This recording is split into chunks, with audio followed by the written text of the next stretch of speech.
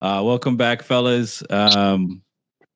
Yeah, I don't even know where to start, so I'm just gonna kind of throw it out there. We'll start with Jordan and get caught up. Let's kind of have you do a quick recap of the MotoGP season, the things that you might have wanted to say earlier, if you were able to come on the show, because you definitely were checking out our post and commenting and stuff like that. So we kept the conversation going.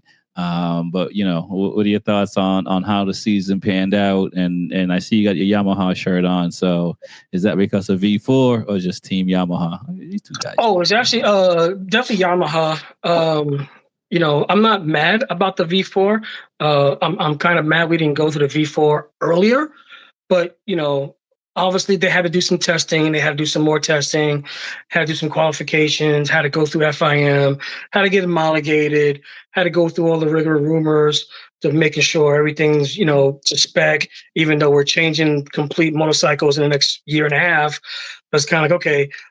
But, we want to make sure that this bike is going to be top tier for the next 3 rounds. Needless to say about that, we all said it from USA, that Marquez is pretty much going to win the championship, which he did. And I would almost say spectacular form with 3 rounds left to go, or actually 2 rounds now got left to go. He clinched it up. Oh, we have 4, yeah. With the sprints 2, and all 4, that 1, stuff. Yeah. A lot of numbers. But don't matter. We knew he was going to win. We knew a Ducati was going to win it regardless. So yes, the season is going off pretty well. Congratulations to all of the champions that are all through FIM, whether it's Moto America, MotoGP, Moto3. We're not going to do any spoilers right about now. If you haven't seen the season, I don't want to do any spoilers, but the season was really good and it's still going off for Moto2. So we want to see who goes off for fourth, fifth, third, and second for MotoGP, and then we still got to crown a championship for Moto2. So we still got a lot of more racing to go through, as well as up and coming with World Superbike. So I said, a lot of stuff going on, a lot of moving and shaking. Not too many seats that's going to be available for MotoGP, even for Moto2, which Moto3 riders is trying to move up into. So, like I said, we got a lot to talk about, a lot of stuff to cover. But yeah, I have been watching all the races, even though I haven't been, behind the scenes, or actually on the scene. I've been doing my things behind the scenes. So. No doubt. But you've been staying cool, so that's the best part about it all. Smitty, man, let's get your recap. I mean, I know you've done some recaps on your channel on YouTube and stuff like that. So I know you're in the game.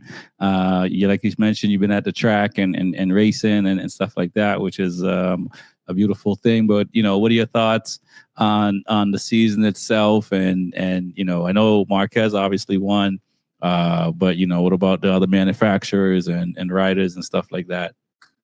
So I have a couple of thoughts on the season, and not to rub it in, give you I told you so, but I'm saying one time, since week 1, I told you so. However, it makes it for a weird experience. You go into the race weekend, who's going to win.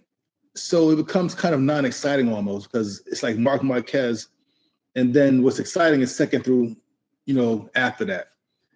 And I think now that he's hurt, sadly to say, it's going to be a bit more exciting now, because now you have no clue who's going to win. I'll say this. I disagree with that exciting part, because who's going to win. It was still exciting. It was still exciting. And, I'll leave it there, but continue. Well, okay, tell you what. Maybe non-exciting is the wrong word to use, but it was easy. It was easy to guess. Okay, Marquez, maybe Alex, then who else after that?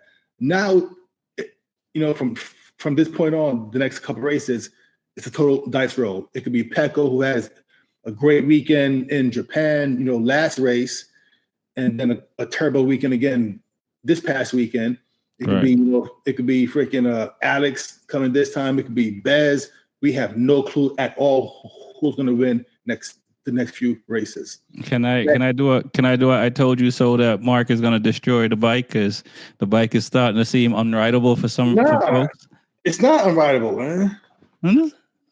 People just can't ride, man. Okay. All right. I mean, the same thing happened at Honda, so, It's not unrideable at all, man. Okay. All right. Because, We because that last Honda now, it was a bad bike because even Mark couldn't ride. Even Mark couldn't, win. So the bike was bad itself. Well, yeah, but that the bike doesn't get bad in 1 year. Just keep that in mind. Next time, so but we'll keep it moving. Let's get to Bobby Shakes. Shakes, welcome back, man.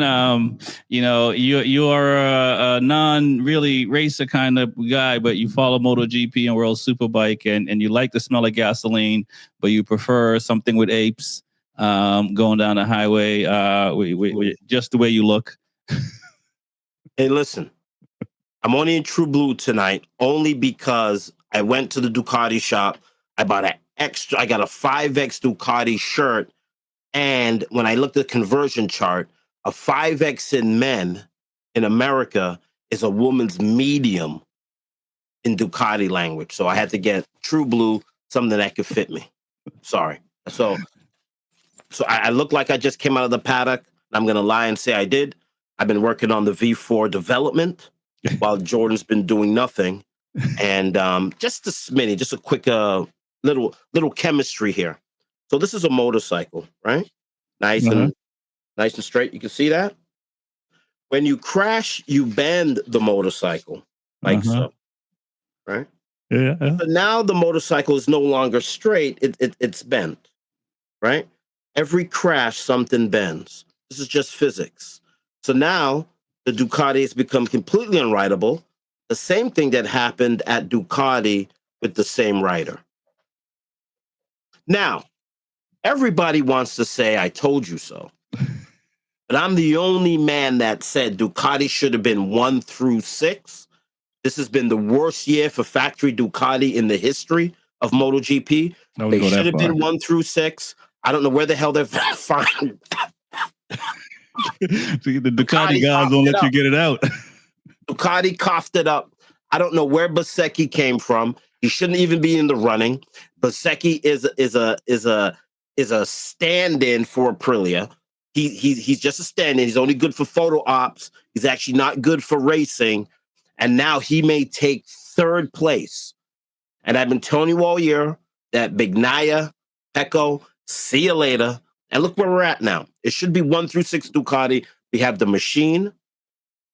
And I also will say something that nobody. I listen to all you MotoGP clowns out there, and this is the realest show on the internet. Talk about MotoGP. Everything that these panelists have said has come true, and I like to say the only bike that had the power for the Ducati has been KTM. You could go back to the first episode. You could go back to the pre-shows. You could watch behind the scenes. You could come join us on the Twitter group, the Twitch group, the Instagram group, all of the groups, and I've been saying that KTM has the power, and as the race is drawing near, and you can smell the buns. You got to smell the buns, right? You can finally smell the buns. Look where KTM is. Okay, they're 5th in the championship, and Aprilia's 4th in the championship. And you're absolutely right. Ducati did not get 1 through 6, but the factory guys are 1 and 3, and one of the satellite guys is 2. So I mean, you got to look at VR46 and Aldeguer. Aldeguer is a rookie, so for him to even be 8th is pretty impressive. I mean, he did win this past weekend, which is also impressive. Second youngest guy to win a race since Marc Marquez. Being the youngest. So I mean that's what racing is, right? I